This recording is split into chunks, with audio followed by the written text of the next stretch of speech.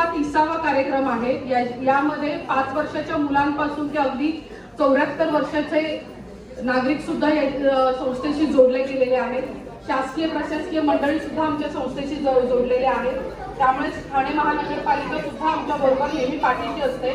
त्यांनी आपल्याला या सायकल राईड मध्ये खूप मोठं सहकार्य केलं आहे। त्यामुळे मी आयुक्त Shri Saurabh Rao, Sandeep Malvi sir, Prashant Rode sir, Umesh Birari sir आणि आमचे रवींद्र मांजरेकर आणि संपूर्ण पब्लिक रिलेशन ऑफिसरचा पूर्ण स्टाफ या सगळ्यांचे मी आभार मानते की तुमच्या महापालिकेच्या सहकार्यामुळे ही राईड होऊ शकली नसती। त्यामुळे एकदा टाळ्या काही हॉल उपलब्ध करून दिला आणि एकदा